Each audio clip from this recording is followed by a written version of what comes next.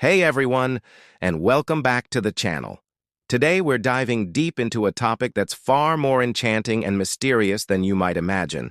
We're talking about the secret history of Imperial Chinese gardens. You know, places like the Summer Palace or the humble administrator's garden. They look stunning, right? But what if the most beautiful places in history weren't just gardens, but meticulously crafted worlds designed to control, inspire, and even hide secrets? Get ready, because we're about to look beyond the exquisite aesthetics and uncover the profound layers hidden within these masterpieces. First off, let's clarify something crucial. We're focusing on imperial gardens, not just private ones. While both are incredible, imperial gardens were on a whole other level.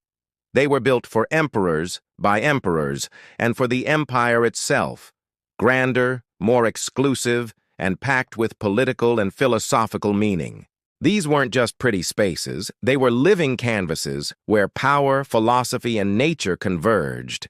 And trust me, the stories they hold are absolutely fascinating. So, buckle up as we peel back the layers and discover the emperor's vision, the secret symbolism, and the enduring legacy of these truly extraordinary places.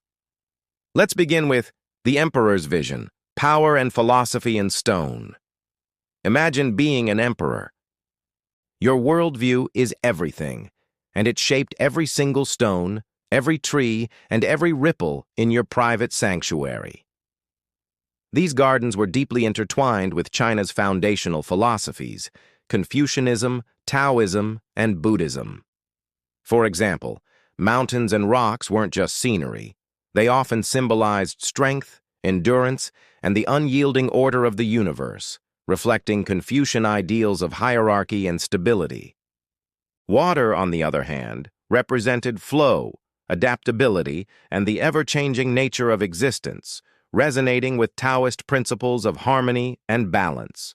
Pavilions and strategically placed structures often served as places for meditation and contemplation, echoing Buddhist principles of mindfulness and enlightenment.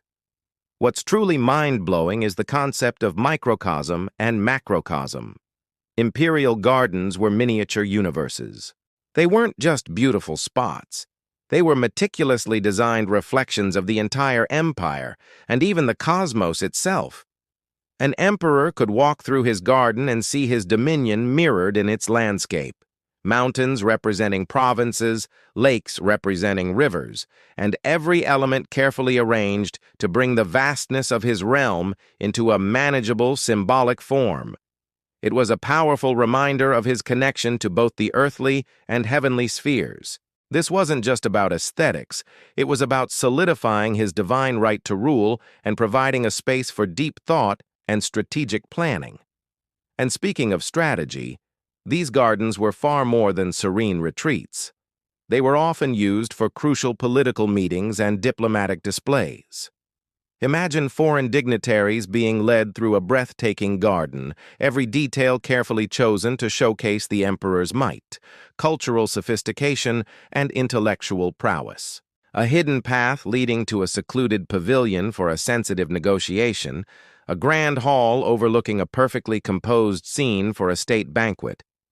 Every element was a tool in the emperor's diplomatic arsenal. These gardens were stages where imperial power was subtly yet profoundly asserted. They weren't just about relaxation, they were integral to the functioning and projection of the empire's strength.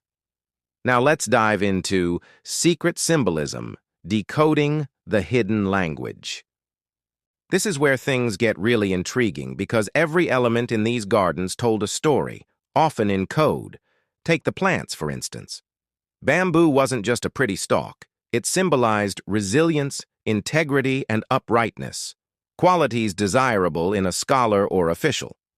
Plum blossoms, often blooming in the cold of winter, represented endurance, hope, and perseverance. These weren't arbitrary choices. They were carefully selected to convey specific messages and values. And the rocks! Oh, the rocks. They weren't just geological formations. Intricately shaped rocks, often porous and eroded, were highly prized. They could symbolize immortality, stability, or even mythical mountains. Architectural details, like the shape of a window or the carving on a railing, would also carry auspicious meanings, often relating to prosperity, longevity, or good fortune. It was a language understood by the educated elite, a silent dialogue between the garden and its knowledgeable observer. One of the most poetic and brilliant techniques was borrowed scenery, or jijing. This is where elements outside the garden, like a distant mountain range or a pagoda, were intentionally framed by the garden's design, making them appear as if they were part of the garden itself. It blurred the lines between the cultivated and the wild, connecting the emperor's private world to the wider natural world and even political landscapes. It was a masterful way to expand the garden's perceived boundaries and integrate it into its surroundings, often with profound symbolic implications. And of course, there were countless lucky or auspicious elements everywhere. From koi fish in ponds, symbolizing prosperity and good fortune, to carefully placed mythical creatures in rock formations, every detail was intended to bring good luck, ward off evil, and ensure the emperor's longevity and the empire's enduring success. These gardens were not just beautiful. They were powerful talismans, meticulously designed to influence fate itself. Understanding this hidden language unlocks a whole new appreciation for their complexity and genius. Finally, let's look at Echoes Through Time, the enduring legacy. The impact of imperial garden design didn't stop with the emperors. Its influence rippled outwards, shaping later private gardens across China, inspiring traditional Chinese painting with its principles of composition and symbolism, and even subtly influencing modern landscape architecture globally. Many techniques and philosophies developed within these imperial grounds continue to inspire designers and artists today, proving their timeless appeal and profound depth. Of course, preserving these historical sites is a massive challenge. Time, weather, and historical events have all taken their toll, but thankfully there are incredible efforts being made today to maintain and restore these magnificent places for future generations. Experts are working tirelessly to ensure that the beauty, history, and secret stories of these imperial gardens continue to inspire and educate us all. It's a vital endeavor to keep these living treasures alive. So as we wrap up our journey through these magnificent imperial gardens, I have a question for you. What aspect of these gardens, the philosophy, the symbolism, or perhaps the sheer architectural genius, do you find most captivating? And have you ever visited one?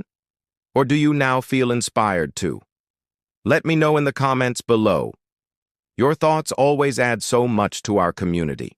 Thank you so much for joining me on this incredible exploration.